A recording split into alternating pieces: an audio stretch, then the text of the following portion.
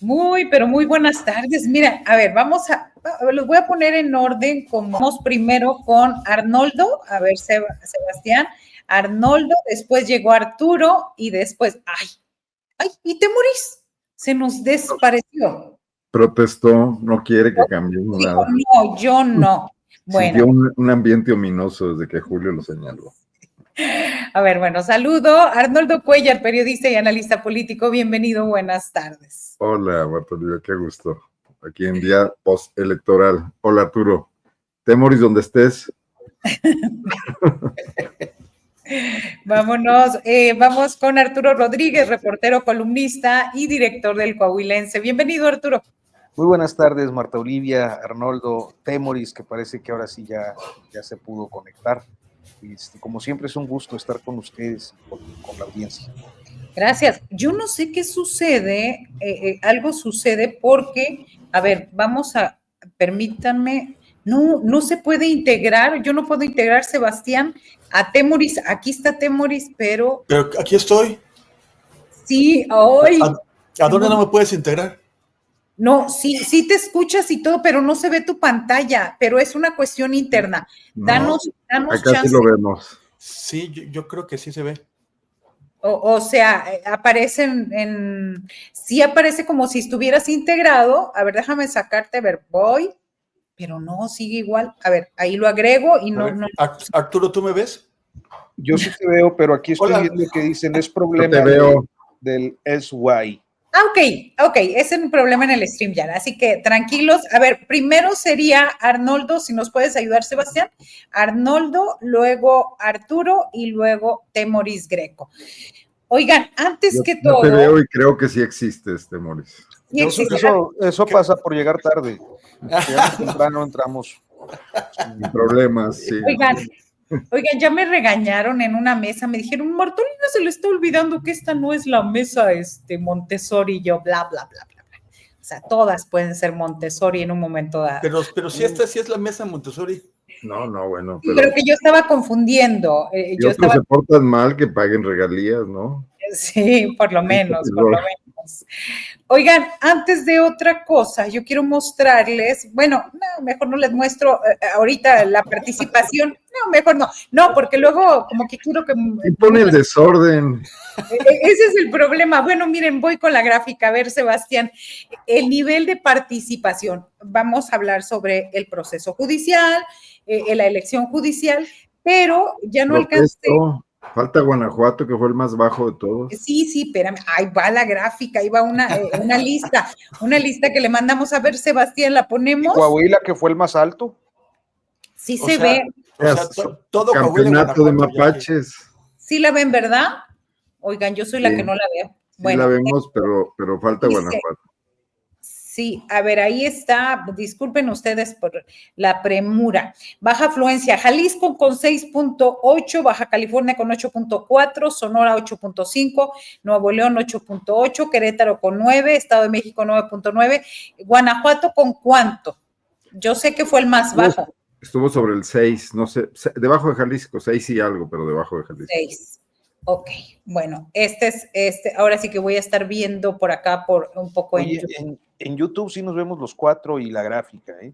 Bueno, yo aquí nomás los veo los 3, lo que voy a hacer es para esto, pero bueno, aquí Sebastián Enríquez, que es el que se la rifa en esto, no hay problema. Bueno, primero, Arnoldo Cuellar,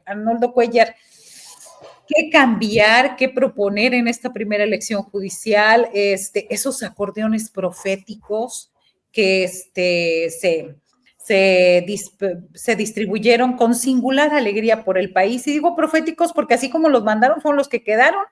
¿Qué decir de los perfiles y del proceso en general? Adelante, Arnoldo. Creo que hay que retroceder un poco para revisar esto. El problema es el diseño de la elección, ¿no?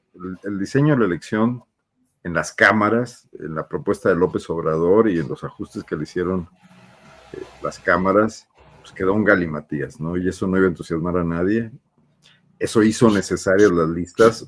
O sea, por supuesto, había listas que se debieron a una movilización, pero incluso los que no íbamos a votar bajo ninguna consigna, teníamos que hacer nuestras propias listas. y en ocasiones llegar ahí de Tismarín, porque no alcanzaba el tiempo para revisar todos los perfiles, ¿no? No todo el mundo hizo, por ejemplo, ejercicios con los jueces de distrito, era ya más complicado por región. Entonces, bueno, esto fue pues, la crónica de un desorden anunciado previamente. Yo creo que mucho por revisar, sí, definitivamente. O sea, no se va a poder en el 27 porque vamos a ir otra vez a votar con un volumen impresionante. No creo que haya manera de cambiar eso porque no podría ser distinto que elijas a la mitad del Poder Judicial en otra manera, como ya elegiste a la primera y que mal que bien salió, etcétera. Entonces, el error va a continuar, el tema va a continuar. Vendrán otras revisiones a esto, vendrá el balance de esta corte y más que la corte, toda la estructura judicial, los jueces en cada uno de los distritos, los circuitos también, los magistrados, que veremos cómo va a funcionar esto, ¿no? Somos un país en marcha, en progreso, en construcción de instituciones, con historia democrática pobre. Nada se ha perdido del todo y nada se ganó tampoco aquí. O sea, echamos a la calle a un poder judicial con muchísimas deficiencias y con acusaciones de corrupción y elegimos algo que todavía no sabemos qué es y lo elegimos con muy poca participación. Eso es inevitable, es evidente. No es que la gente no tuviese interés, era una campaña donde no había manera de que se informara al grueso de la población, de que los propios candidatos no tenían manera de llegar, de que era un enorme volumen de información y de datos que no se iban a poder procesar, sobre todo porque la gente no está dedicada a esto al 100%. Ni siquiera los especialistas lograron hacer digamos, un análisis completo de toda la elección, ¿no? Mucho menos quien tiene que trabajar, transportarse, cuidar a la familia, etcétera, ¿no? Como para dedicarle tiempo a esto. El diseño era malo y pasó lo que necesariamente iba a pasar. Mejorar algo, un parchecito por aquí o por allá, no serviría absolutamente de nada. Pero ya vamos a ir a este proceso de vivir un poder judicial renovado bajo estas circunstancias y tendremos que estar pendientes de lo que ahí ocurre. Yo creo que vamos a tener como nunca una vigilancia sobre las decisiones de estos jueces que va a provenir, pues primero de los inconformes con toda esta situación, segundo de los que creímos que era necesario cambiarlo de otra manera y bueno, yo creo que las propias estructuras políticas lo harán. ¿A dónde vamos a ir con esto? No sé, pero yo creo que era lo mismo que se preguntaban en 1910 quienes veían una revolución caótica y en 1917 quienes veían un congreso también ahí. No creo que ahí nadie estuviera informado de lo que estaba pasando. Vamos a un proceso del que van a derivarse muchísimas cosas y tendremos que tener la capacidad para en cada momento estar encontrando algunas conclusiones y algunas rutas sobre esto, ¿no? El país no se va a acabar por esto, pero tampoco lo hemos refundado de ninguna manera. Yo creo que aquí hay un tema donde todos pierden, todos perdemos y no sabemos todavía qué hemos ganado, ¿no? Bien, gracias Arnoldo Cuellar. Arturo Rodríguez, ¿qué lecciones nos deja y cuál es el reto para hacer la autocrítica en la estrategia, en la planeación, en la misma elección? Porque en el 27 viene el resto de la renovación del Poder Judicial. Bueno, yo supongo que y es una opinión, que aquí me están diciendo mucho que no opine porque yo no voto, me hace recordar aquella campaña que me parecía tremendamente facha. Realmente lo que queremos saber, Arturo, es qué te la pasaste haciendo el domingo. Pues coordinando las coberturas. Creo que siendo una carne asada se me hace, man. También, pues para todo hay tiempo. Yo pensaba que coordinando el ratón loco, pero no, ¿verdad? No, hombre, ya no se usa eso, vivimos en un país democrático, México ya despertó, la ciudadanía está muy avispada. No, pero en Coahuila no. En Coahuila sigue gobernando. En Coahuila ese porcentaje de participación es muy sospechoso. Pues es porque hay una conciencia ciudadana, es un estado democrático. No, bueno. Arturo, ya dejen hablarlo, Mesa Montessori. No me dejen. No, porque luego digo, y me acordé de aquella campaña del IFE. Yo creo que debió ser el IFE ya todavía de Woldenberg, o si no de de este hombre de muy triste memoria que ahora debe andar por ahí en alguna de las, pues de las mareas rosas o todo eso. Ugalde, Luis Carlos Ugalde, uno de los dos. Uy, no, pues, Oye, que sí fue a más- votar, a diferencia de ti, ¿eh? Ugalde Sí. fue a votar y lo puso en sus redes sociales. pero El- pues, el- más mapache el Ugalde. Sí, fue en uno de los dos, de las dos presidencias, cuando lanzaron aquella campaña que se llamaba Tu rock es votar. Y entonces aparecían pues los rockerillos de aquella época, mexicanos, diciendo, si no votas, cállate. Cosa que me parece tremendamente intolerante y antidemocrática, ¿no? ¿Cómo me lo parece quien suponga que por no ejercer un sufragio se cancela la libertad de opinión y de expresión? Pero bueno, en el caso concreto de este proceso, yo creo que uno de los aspectos, el primero es a todas luces obvio, la novedad de una elección que no se había dado, al menos no en el México contemporáneo, y una elección que planteaba pues una serie de dificultades logísticas y para la participación, pues por la misma cantidad de cargos, las funciones que representan. Y yo añadiría como un tercer factor el esquema de campañas, que también es una novedad. O sea, en México hemos tenido históricamente una evolución, ciertamente, pero más o menos campañas de manera tradicional, que son muy en territorio, que convocan mítines, que tienen una cobertura periodística, que se valen de la publicidad política y que ofertan una serie de cuestiones que se traducen en cosas tangibles para la sociedad. En el caso del Poder Judicial era muy difícil, primero, pues realizar una campaña convencional porque no estaba permitido el proselitismo. Segundo, tener una exposición mediática porque había que seguir una serie de procedimientos, mandar una carta al INE solicitando una entrevista, etcétera, y estaba constreñida la publicidad a las redes sociales. Y tercero, porque el desempeño de un juzgador tiene que ceñirse a formatos, es decir, a normas muy concretas, y bueno, por eso existe el derecho procesal, o sea, la forma en la que se tienen que conducir los jueces, los juzgadores, magistrados, ministros, pues atiende a reglas ya escritas que no está en ellos cambiar. Entonces, la propuesta pues no puede ir más allá de ciertas expresiones demagógicas, como decir, seré un juez o un magistrado o un ministro cercano a la gente, no puede ser más algo más que blandir el currículum y la trayectoria, y por lo tanto, pues la función que ofertan en una campaña de esta naturaleza es de entusiasmo limitado para el electorado. Por eso era tan previsible la baja participación. ¿Qué es lo que sigue?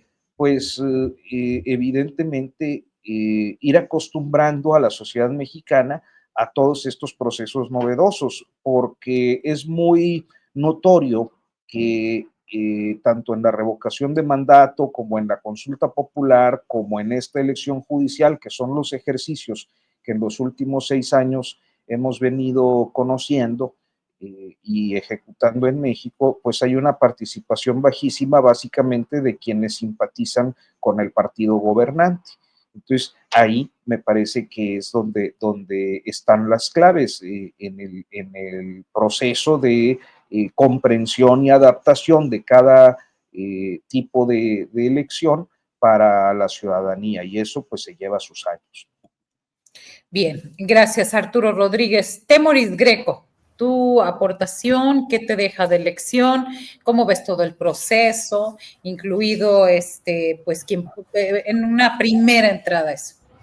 Pues mira, a mí me parece que ojalá hubiéramos tenido la oportunidad de hacer un ejercicio de prueba nacional antes de definir pues la Corte Suprema completa, el Tribunal de Disciplina Judicial completo y así. Porque de pronto nos vimos arrojados a esta experiencia totalmente nueva y para muchísima gente, o sea, yo creo que para todo el mundo fue muy difícil. Para todo el mundo que quiso hacer la tarea completa, fue muy difícil. Requirió tiempo, requirió observación, entender cosas, porque además muchos de estos documentos pues están hechos en lenguaje leguleyo, ¿no? En leguleico-lich, o una cosa, o sea, como le puedes decir.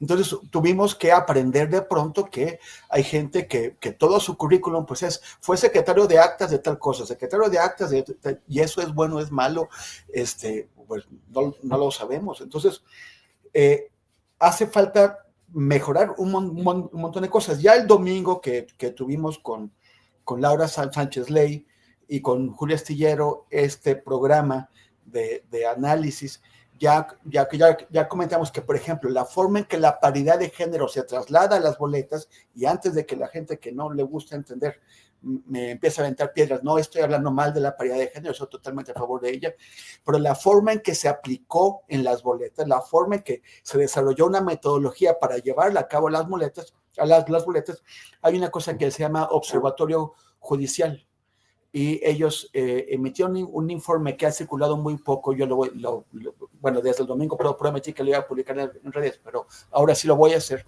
en donde explican que gracias a que fue una manera imperfecta de trasladar la paridad de género al método, hubo candidaturas que de entrada tenían ganado todo, y hubo candidaturas que de entrada tenían perdido, o sea, que no tuvieron ninguna oportunidad, que quedaron de antemano derrotadas. Y esto hablo de unas 300 personas que quedaron fuera y unas 130 que quedaron de antemano ganando. Sobre todo hombres perdieron, pero también mujeres. Y sobre todo mujeres ganaron, pero también hombres. Entonces, esto es por una manera imperfecta. Tiene que mejorarse eso. Tienen que cambiarse, por ejemplo, los distritos judiciales, que fue un lío, porque los distritos judiciales fueron creados con una serie de prioridades que básicamente tienen que ver con ajustarse a la comodidad de quienes juzgaban, y también a la influencia del poder económico, y que son distintos a los distritos electorales. Entonces fue muy difícil hacerlos empatar ahora, y esto también tiene un efecto en las oportunidades que tienen tanto los ciudadanos de hacer valer su voto como de los candidatos y las candidatas de ser electos. Entonces tiene que haber una redistritación judicial para que se acomode mejor a la distritación electoral, o viceversa si quieren. Tal vez es mejor redistritar la judicial, pero eso es una cosa que se tendría que discutir. Tal vez tampoco tengamos que ponernos a elegir tantos cargos. O sea, hasta hace poquito tiempo yo era muy partidario de la idea de que lográramos empatar las elecciones judiciales con las elecciones políticas, con las de legisladores y presidentes y todo eso, porque esa es la manera de llevar más gente a votar. Pero también es la manera de hacerlos imposible la vida. Por ejemplo, en el año 2030, aquí en Ciudad de México, vamos a tener que escoger presidente de la República, luego una boleta para diputados, una boleta para senadores, una boleta para jefes de gobierno, una boleta para Congreso local. Ahí van, nada más ahí ya tenemos 5 boletas. Y luego súmale 9 boletas muy complejas para el tema judicial. Entonces, es un poquito lo que les pasó también en Veracruz ahora y en Durango. O sea, es una locura de boletas y es muy complejo. Entonces, tal vez sea necesaria una reforma pronta para desempatar eso, para hacer lo contrario de lo que yo pensaba que era necesario, para desempatar esos procesos y que podamos elegir jueces un día en un año y políticos en otro, separado. Y tal vez no tantos cargos. Tal vez es demasiado. Entonces, es el aprendizaje que tenemos que ir dando y es la discusión que se tiene que dar para poder mejorar, si no es que perfeccionar, aunque sea pues una cosa ideal, este proceso que es muy importante, a mí me parece que es positivo, pero que ha tenido muchos tropiezos y que tenemos pues que resolverlos. Bien, gracias, Temoris. Y justo ahora ha terminado antes de, bueno, todavía estando en el noticiero, esta conferencia de prensa de la consejera presidenta del INE, Guadalupe Tadei, quien informó que la Corte será presidida por el ministro o la ministra que tenga más votos hasta ahora. Y por la mañana, la presidenta Claudia Sheinbaum dijo que había una cuestión en la Constitución de equidad de género. Ahora ella lo dijo primero y después Tadei vino a decir que es votos, es decir, 5 ministras, 4 ministros y ya están los nombres ahí. Sus comentarios brevemente de los perfiles, quienes ven, llega este candidato primero y ahora pues el ministro Chicharrón llega ahí. Me decían ayer que estaba yo siendo discriminatoria por esa forma de decirle. Yo no le dije al señor que usara un chicharrón para hacer publicidad, para hacerse su TikTok y demás, y que de esa manera lo identificaron todos, pero pues el ministro Chicharrón sí tuvo palancas, aparecía en todos los acordeones y quedó. Arnoldo Cuellar, adelante. Pues a lo mejor todo le sirvió, ¿no? A lo mejor le sirvieron las palancas y le sirvió también su éxito en redes sociales o reconocimiento de nombre. Bueno, es una corte que está plenamente identificada con la Cuarta Transformación en buena medida, casi no hay perfiles, todos tienen en algún momento contacto con este movimiento, lo cual a mí de entrada, bueno, pues marca una diferencia histórica con lo que tuvimos, ¿no? Teníamos ministros identificados con presidentes de la República, ahora tenemos ministros identificados con un movimiento. ¿Qué va a pasar aquí? Los vamos a conocer por su actuación. Y vamos a ver si este movimiento que presume y que quiere cambiar las cosas radicalmente en México es capaz de hacer algo distinto, o si solamente cambiamos de pandilla gobernante para que ahora los beneficiados sean otros, ¿no? Es inevitable identificarlos, han participado, han sido postulados, todos tienen su foto con el presidente López Obrador. Tienen otras características, desde luego, yo no los descalificaría por eso, tienen trayectorias profesionales. Vamos a ver cómo se desempeñan. La tarea es difícil, es complicada. Tienen que reconstruir el Poder Judicial de los vicios que padecía, de los rezagos históricos, de toda la insuficiencia de la que nos dolíamos todos, incluso los que no están de acuerdo con la reforma, pero también tienen que establecer algo diferente y nuevo. Lo que más se le ha complicado al movimiento obradorista en el poder ejecutivo y en el poder legislativo ha sido gobernar con eficacia y ha sido tomar decisiones con una racionalidad de acuerdo a sus propios objetivos políticos, porque hemos visto cómo en ocasiones se sabotean a sí mismos y también cómo se les complica mucho la gobernanza, la cotidianidad del ejercicio del poder público, ¿no? Esto es algo que tendrán que observar muy de cerca. Digo, lo hemos visto con Adán Augusto, con Monreal, y antes con las dependencias en la época de Andrés Manuel López Obrador, el famoso elefante reumático, que pasaron los 6 años y que en muchísimos temas no se logró mover ni un milímetro, con el Instituto para Devolver al Pueblo Robado, con Pemex, etcétera, ¿no? Bueno, con esta famosa oficina que nos prometía muchísimo de inteligencia financiera, ¿no? Vimos los tropiezos, vimos los cambios. Entonces, es algo que hay que tomar en cuenta. Al final del día, ejercer la función jurisdiccional en el Poder Judicial también implica una administración. también implica resolver asuntos, implica procesos, implica flujos. Tenemos un enorme rezago y cuellos de botella que se generaron con el anterior Poder Judicial.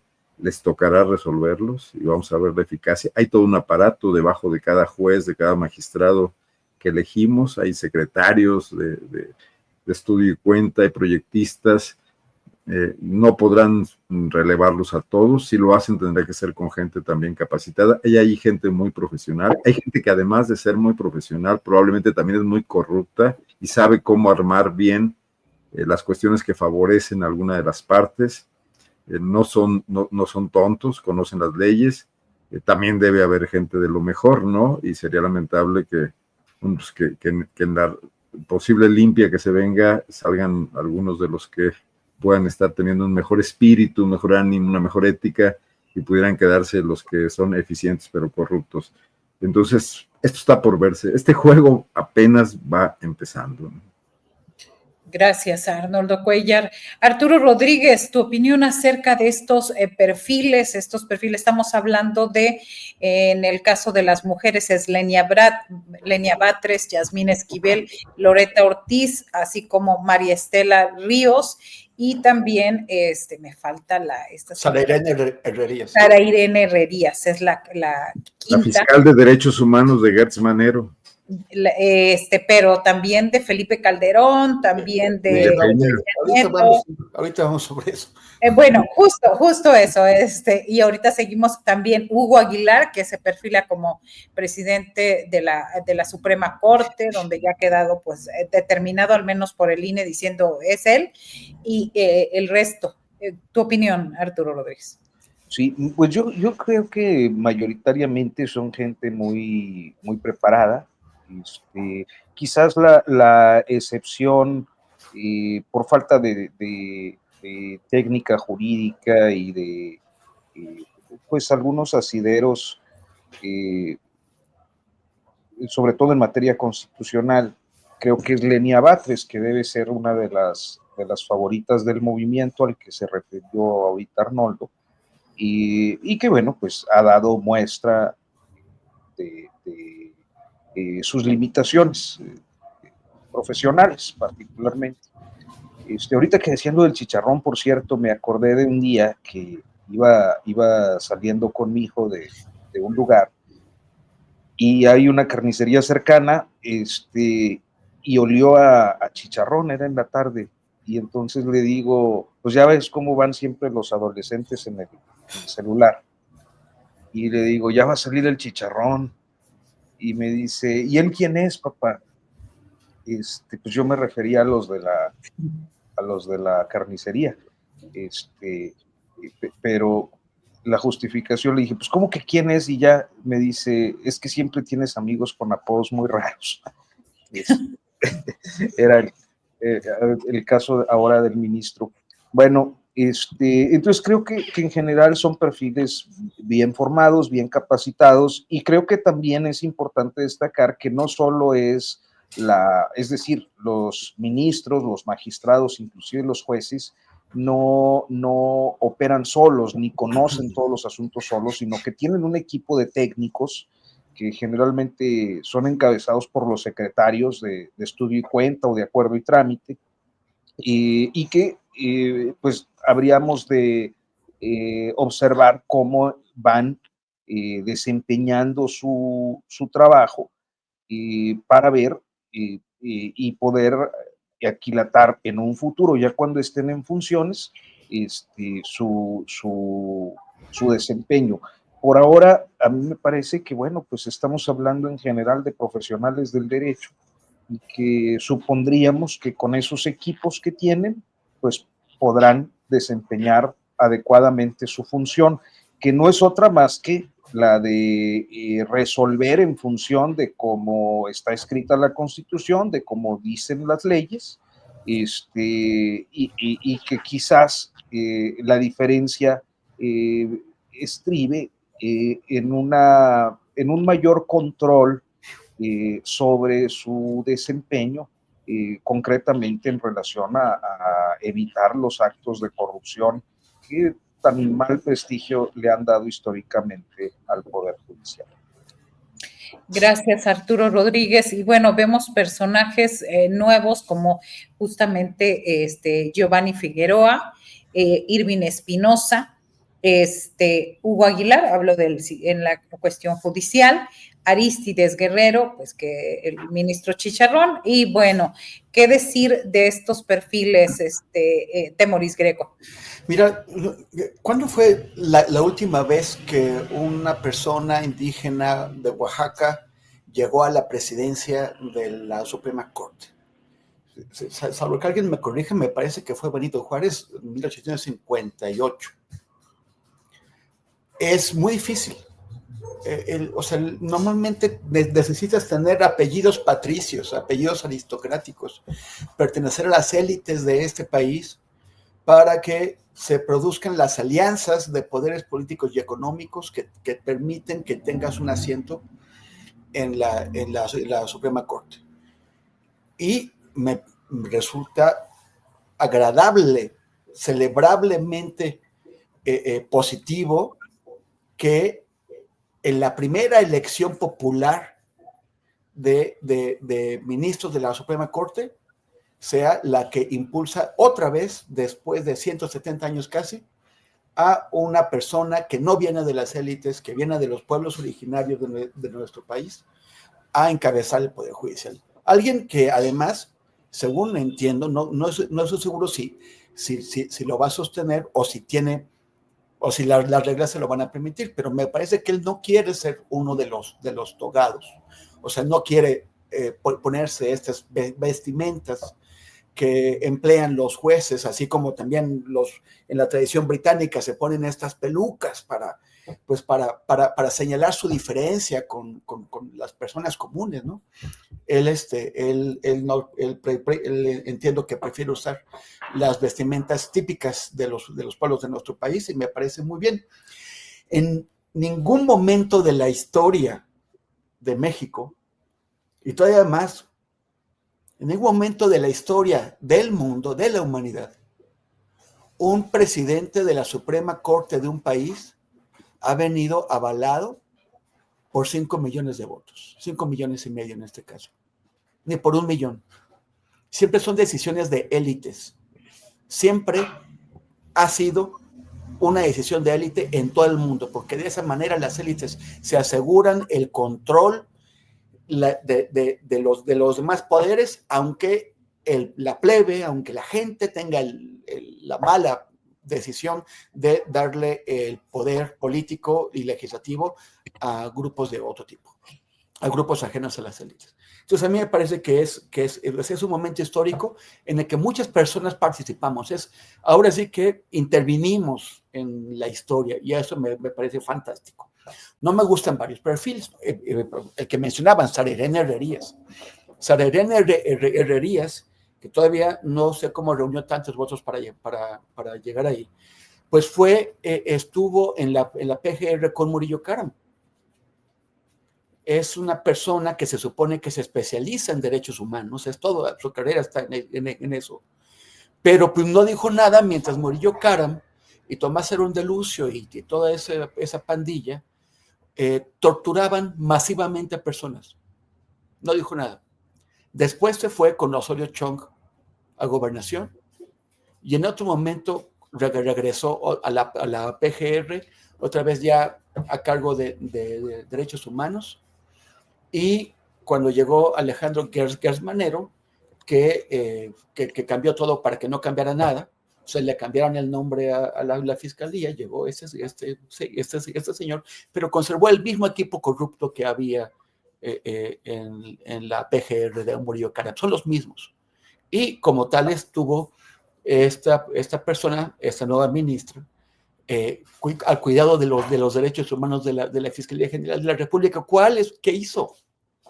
O sea, es una persona que ha utilizado la bandera de los derechos humanos para convalidar violaciones de todo tipo, en Ayotzinapa, con pueblos originarios, con todo, o sea, en todo tipo de casos, convalidar violaciones de derechos humanos cometidas por personal de la Fiscalía General de la República. Entonces, y ahora es ministra de la Suprema Corte. Pues bueno, también está Yasmín Esquivel. Yasmín Esquivel, que no solamente plagió, bueno, alguien dice un pecado de juventud, un error o una debilidad. El problema ya no es que plagió. El problema es que siendo ministra de la Suprema Corte operó para protegerse y para tomar represalias contra su universidad, contra la Universidad Nacional Autónoma de México, a la que lo ordenó callar, contra el rector de la Universidad Graue, que yo no soy simpatizante de Graue ni me cae muy bien, pero condenaron a Graue y al entonces abogado general de la UNAM a pagarle 500 millones de pesos. O sea, háganme el favor, Dios mío, una jueza los condenó a pagarle 500 millones de pesos a la señora, a la académica, que tenía una panadería de tesis. Tal vez es cierto que Yasmín Esquivel ni siquiera plagió, porque no hizo su tesis, se le encargó a una señora que se dedicaba a fabricar tesis como bolillos, y que para hacer eso, pues se dedicaba a plagiar. Y ahora resulta que el rector de la UNAM, gracias a Yasmín Esquivel, tiene que pagarle 500 millones de pesos a esa señora. Es absurdo, es ridículo. Bueno, pues esta persona que ha utilizado todos estos trucos sucios, que ha hecho su propia universidad, su alma mater, víctima de sus propios sucios, pues se vuelve a quedar y va a ser la siguiente, o sea, después de Hugo Aguilar, depende de cómo queden Lenia Batres y Yasmín Esquivel, le va a tocar presidir la Suprema Corte. A esa gente se la estamos dando. Ahora, alguien me discutía en redes sociales, que es aberrante que hayan quedado personas como esas, como Irene, como Sara Irene Herrerías y Yasmín Esquivel. Pues sí, no es la Suprema Corte como yo lo hubiera integrado. Yo hubiera puesto a otra gente. La persona que me lo cuestionaba también podría haber puesto a otra integración. Y, por supuesto, la presidenta podría haberlo hecho. Podría haber integrado la Suprema Corte como lo hizo Zedillo, poniendo a quien Zedillo quiso. Pero precisamente de eso se trata, de que no sea una corte a mi gusto o al gusto de la presidenta Sheinbaum, sino elegida por la mayor parte del electorado, bueno, por una parte importante. De eso se trata también. O sea, nunca vamos a tener perfiles a mi gusto o al gusto de la presidenta, y qué bueno que sea diversa.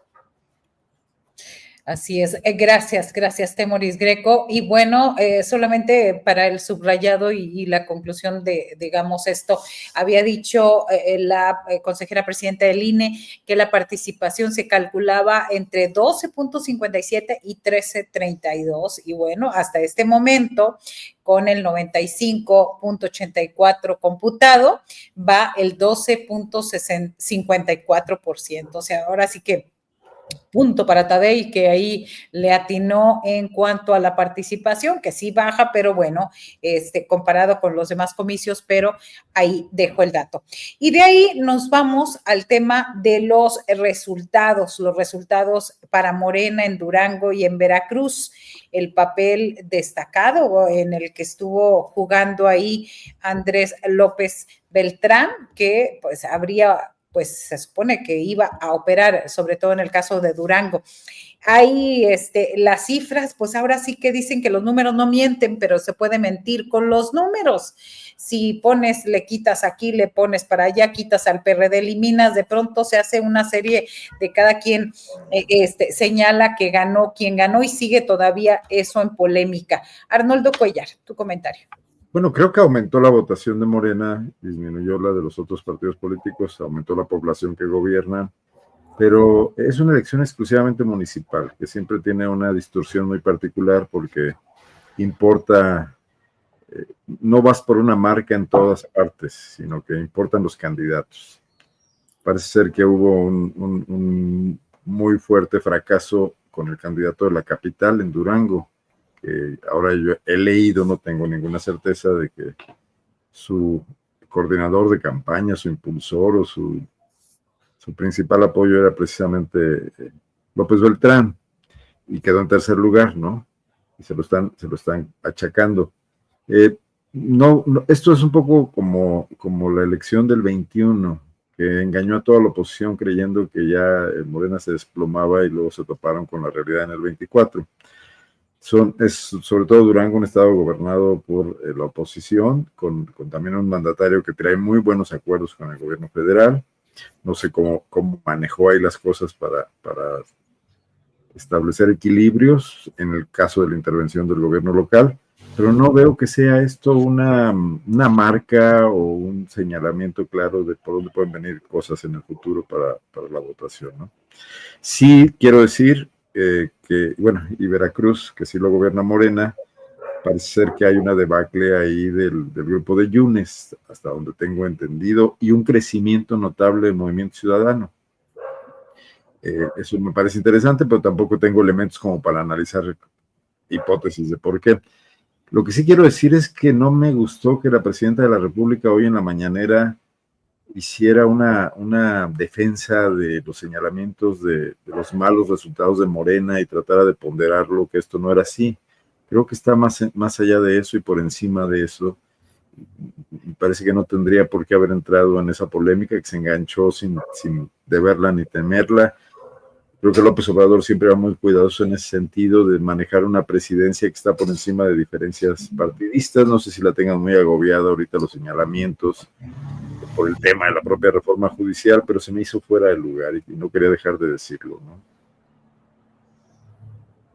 Gracias, Arnoldo. Arturo Rodríguez bajó la presencia de Andy López Beltrán, le permitirá pues retraerse un poco en Morena y no seguir con cierto protagonismo político en el resto de los procesos electorales. Bueno, en principio él tiene entiendo, electo, designado para cumplir un periodo en esta Secretaría de Organización, que es precisamente la responsable de la estructura para los procesos electorales.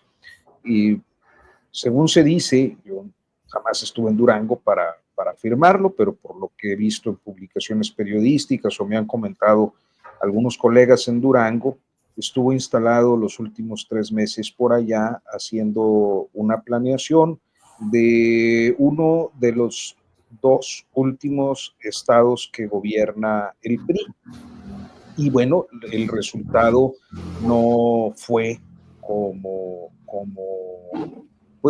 como podía preverse en relación a cómo han resultado los procesos electorales locales en los últimos 7 años, es decir, un avance significativo de Morena, en particular con el caso del doctor Enríquez. Creo que es un perfil acreditado del morenismo, que tiene hoy, bueno, ha tenido el interés de contender por la gobernatura y que hoy pues vemos que no pudo ni siquiera ser competitivo en la elección municipal de Durango Capital.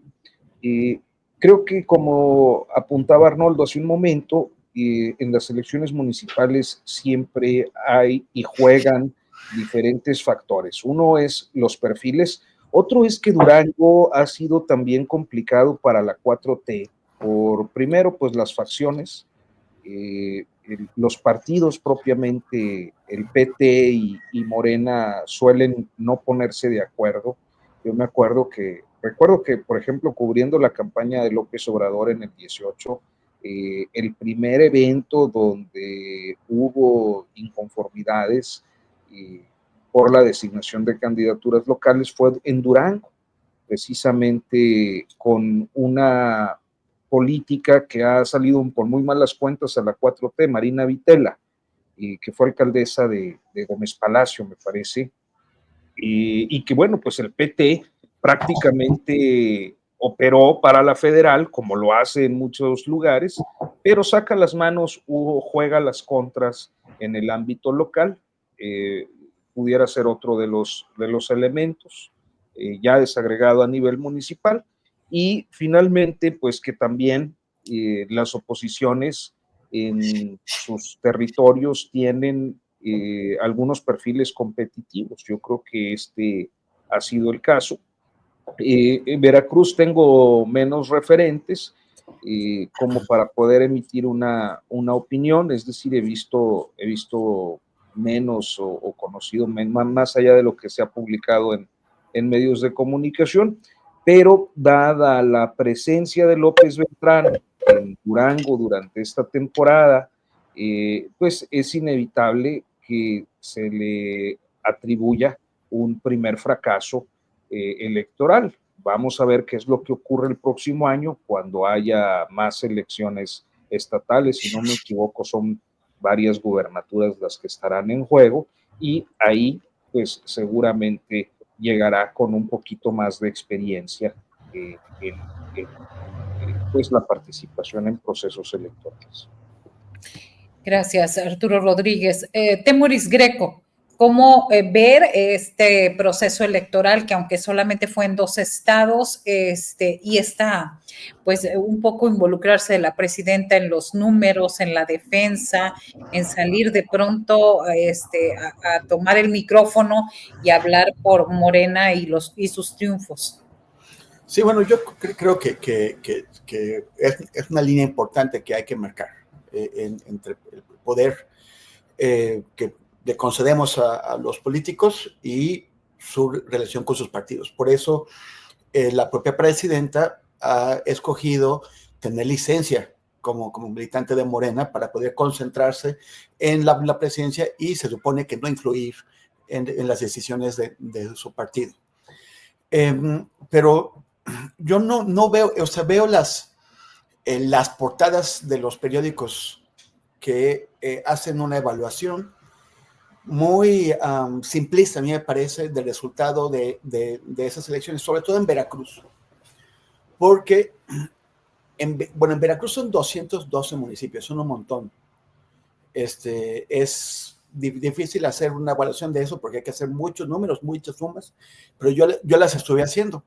Independientemente de los municipios pequeños que hayan perdido, porque hay municipios como Tuxtilla de hasta 1,500 habitantes, no se compara, por ejemplo, con el más grande, que es Veracruz, el puerto, que tiene 607,000 habitantes y que por primera vez no fue ganado ni por el PRI ni por el PAN, por primera ocasión, sino por la candidata de Morena. Y esto es un triunfo que se está regateando al momento de contar un montón de pequeños municipios que se perdieron, y que se perdieron además porque la 4T no se puso de acuerdo. El PT lleva bastante tiempo quejándose de que Morena lo maltrata, de que lo trata como si fuera un socio cualquiera, que no los dejan tener mayor influencia en las decisiones, y que ya están hartos de que los traten así. Entonces el PT se fue por su lado. Y entonces se hizo una fractura que dividió los votos de Morena y el Verde, que fueron por un lado, y los del PT, y a través de esa fractura se coló Movimiento Ciudadano. Movimiento Ciudadano por primera ocasión gana 2 ciudades medianas, que son Poza Rica y Papantla, pero las gana porque se dividió el voto de la 4T. Si tú sumas el voto del PT al de Morena y Verde, hubieran ganado, pero como no se pusieron de acuerdo, como maltrataron al PT, el PT se enojó, se fue por su lado. Entonces pierden esas 2 ciudades. Para Movimiento Ciudadano es un importante triunfo que no hubiera obtenido si no se da esta división. Yo creo que el PT mandó su mensaje y lo mandó bien, porque hay más municipios que pudieron haber ganado de no haberse separado.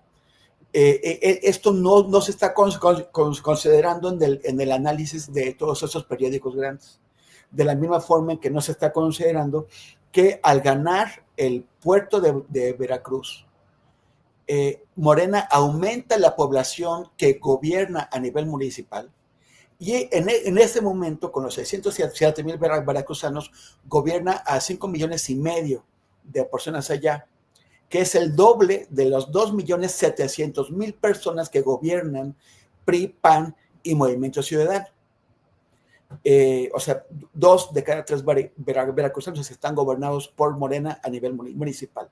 Eso también tiene que incluirse en el análisis, pero no se ve si lo que se hace es un conteo simple de municipios, que ahí sí hay menos municipios que ganó Morena o su alianza, pero subió en la población gobernada y sobre todo en la importancia de municipios al incluir este otro. Y en el caso de Durango, pues ahí sí, como Arturo observó, se toparon con pared, le fue muy bien al PRI en su candidatura en la capital, en Durango. También lograron conservar Lerdo, pero por el otro lado sí hubo un avance de Morena porque ganaron la segunda ciudad mayor del país, que es Gómez Palacio, y la cuarta y la quinta es Santiago Papasquiaro y Pueblo Nuevo. Entonces esas 3 ciudades de las 5 más grandes que quedaron en manos de Morena. O sea, yo creo que el PRI aguantó razonablemente bien, pero no sin recibir daños en el control total que él tenía de las principales estructuras del Estado. Gracias, Temoris. Y bueno, llegamos ya a la recta final de esta mesa Montessori, bien portaditos ahora, nada más al principio como que el desorden, pero ya después todos muy serios. Y bueno, vamos con el postrecito. Es la edad, ya nos está pegando. Es la edad, o que ya que acabe esta semana, ¿no? Y apenas es martes. Arnoldo Cuellar, tu postrecito. Pues tiene que ver con la elección judicial del domingo, porque acá con sorpresa vimos cómo la gobernadora panista Livia Denisse García Muñoz Ledo anunciaba a media semana su decisión de participar en la elección y bueno, pues, avisó que ella iba a estar ahí votando. Y luego de eso empezó a surgir información por varios lados de que el gobierno del Estado, funcionarios del gobierno del Estado, la Secretaría que hoy se llama aquí Nuevo Comienzo y que es la que maneja los programas sociales, pero también la Secretaría Particular, desde el Congreso del Estado también, se estaban manejando instrucciones a cuadros panistas, de los que normalmente movilizan en las elecciones en cada uno de los municipios, para que participaran en la elección, pero peor aún, después nos enteramos de que había acordeones, de que había lista. Y bueno, pues después investigando esto y cruzando varias informaciones para confirmar, resulta que la lista que repartía el PAN incluía, por ejemplo, a Yasmín Esquivel, incluía a Loreta Ortiz, no incluía a Lenia Batres, y bueno, venía Sara Irene Herrerías, venía Marisela Morales. Entonces, bueno, pues esto llamó mucho la atención. Suponemos que hubo una especie de acuerdo, no sabemos si con la Secretaría de Gobernación, con quién, para un poco incentivar la participación y 2, para acordar que pues, apoyos a ciertos perfiles, aunque se dejaran libres algunos otros. De cualquier manera, pues esto no funcionó, porque Guanajuato tiene la participación más baja del país, con ese 6%. Yo hablé con operadores panistas, estaban muy desconcertados, bueno, pues decían que ellos no estaban de acuerdo, que la línea de su partido había sido no intervenir, no participar en la elección, pero también se quejaban de otra cosa, no les dieron dinero, no les dieron viáticos ni para las tortas ni nada, entonces pues así no se puede, dicen los operadores políticos. Y ahí tenemos el resultado, pero también habría que observar que Morena en Guanajuato tampoco tuvo una movilización destacada, ¿no? Entonces nada más así andamos por acá. Quedamos por debajo de Jalisco, que bueno, uno entiende que es MC, pero hubo estados como Aguascalientes, donde la gobernadora Tere Jiménez, sin decir nada, sin pronunciarse, sin anunciar su participación, entregó una participación del 13%, ¿no? Así es. Y de acuerdo con lo que dices, pues sí, se explicaría ahí por qué de pronto salen ciertos perfiles que ya no estaban, dicen, también vistos en la 4T, como Yasmín Esquivel, pero bueno. Vemos que les interesaba mucho el tema de los jueces locales, los distritales, pues, y los magistrados de circuito que operan en los distritos estatales. Quizás ahí nos vayamos a topar con sorpresas cuando se conozcan estas cifras, ¿no? Sí, así es, gracias. Arturo Rodríguez, tu postrecito. Oye, pues mira, yo no sé muy bien de qué hablar, pero me han estado pidiendo mucho. El que no va a votar siempre le pasa eso. Sí, ¿verdad? No tengo derecho. Pierdo. No, sí tienes derecho, pero no tienes información, no pisaste No las tengo casillas. No, sabes que me están pidiendo mucho, porque pues bastantes personitas que me hacen el favor de seguirme en redes sociales, pues es gente que le gusta el rock, y de la Ciudad de México, que pues tienen una eh, afinidad o frecuentan o en su tiempo frecuentaron el Multiforo Cultural Alicia. Y este episodio del fin de semana, intervención ahí, ha despertado muchas alarmas y afortunadamente no pasó a mayores. Yo no sé, tengo la percepción, pues una percepción con la información que se ha difundido, de que posiblemente fue una decisión operativa a nivel de campo, que se convirtió en un problema político, pues por lo que el foro representa. En cualquier caso, afortunadamente no pasó a mayores y creo que la postura que han mantenido las autoridades, pues en todos los niveles, está sirviendo al menos para que se tenga pues un mayor cuidado, porque la reacción fue pues bastante significativa al operativo que se realizó. La verdad es que pues yo no puedo más que expresar ahí un saludo solidario para Nacho, para la gente, para los asiduos, las bandas del Foro Alicia. Y bueno, pues esperar que episodios como ese no se repitan, menos en una ciudad como la Ciudad de México, que hemos asimilado nos hemos convencido de que es una ciudad de libertades. Bien, gracias Arturo Rodríguez. Postrecito, Temoris Greco. Oye, yo comparto con Arturo lo del Foro Alicia y estoy muy de acuerdo. La entrevista que tuvo hace un rato con Julio fue muy interesante. Seguimos teniendo un misterio. Me parece que la gente del Foro Alicia fue muy hábil y muy inteligente al reaccionar con calma, al evitar una confrontación. Él dice, fue una provocación, alguien estaba buscando que hubiera aquí represión, violencia, heridos, detenidos, tal vez algo peor. Y la seriedad y el profesionalismo de la gente del Foro Alicia, y también la cooperación y la comprensión de los asistentes del público ayudó a evitar que se consumara esta provocación. Yo los felicito y me parece muy bien, pero se tiene que saber qué pasó. Y eso es muy importante. Sí, había unas personas en el chat que me lo señalaron. La ministra Loretta Ortiz, hubo una pasarela. La gente de la revista Enlace Judío, que es totalmente sionista, totalmente pro-Israel, hizo una pasarela de candidatas y candidatos que fueron a reunirse con ellos para quedar bien, para decirles, no, nosotros estamos con lo que ustedes digan y nos encanta todo eso, y pues esto incluye el apoyo al genocidio en Gaza.